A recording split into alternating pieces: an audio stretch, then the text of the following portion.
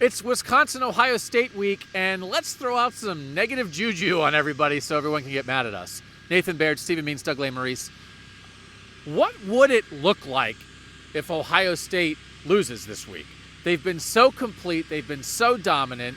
We know this is going to be their toughest test so far, but still on some level it's sort of hard to wrap your head around the idea of a team that has looked this good actually losing, even when Wisconsin has a really good defense and Jonathan Taylor at running back. Stephen, what would have to go wrong for Ohio State to lose this game? I think the first quarter would have to be the entire game where the offense never figures it out. So the defense is constantly on the field having to get stops. You can have the greatest defense in the world, but if you're on the field 75% of the game, you're eventually going to give up something. They gave up 3 points today. They've given up 7 points before. They gave up 21 points to Florida Atlantic. If you're on the field a lot, you're going to give up points eventually. It's just how this game works. So it would have to be like in the first quarter where, all right, by the second quarter, we know they're going to figure some things out. Well, the second quarter comes and they don't figure it out. Then halftime comes and they still don't figure it out. And maybe just some of those plays where Justin Fields looks amazing, they end up being picks or they end up being drops or he gets sacked. Those type of things would have to happen where you're leaning on your defense to constantly get stops because your offense is not taking advantage of the stops that they're getting. I think that's a way that they can lose a game. Nathan, how do you envision it? So I hope this isn't cheating on your premise, but I think we saw a flash of how Ohio State would lose a game tonight. And it was long developing pass play. Justin Fields throws downfield as he gets popped right in the midsection. He's a little slow to get up. It looked like maybe he was holding his hand at first. I think he was actually holding something else where he got hit there on that play.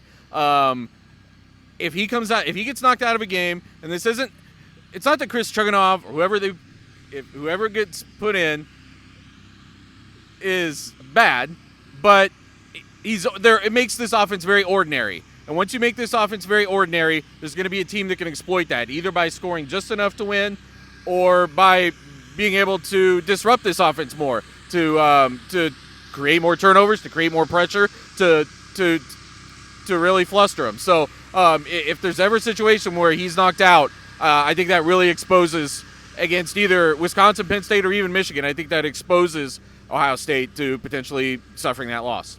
I can't believe you went there. How about I go, what if Chase Young, Jeff Okudah, Justin Fields, and J.K. Dobbins get kidnapped? Oh, my God, you put it out into the world.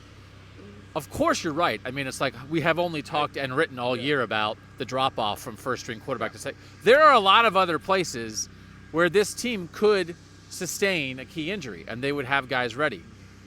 I would say even Chase Young or Jeff Okudah, this team ends the season 12-0.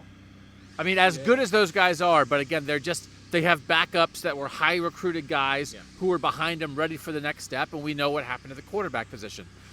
I'm going to go on the assumption that everybody is healthy and happy, but I think it's that kind of world where Wisconsin starts cranking out like 7-minute touchdown drives, and that can put pressure on an Ohio State offense, and Ohio State's offense is so good when they get a 3-and-out or a turnover and they score again and they get back on you.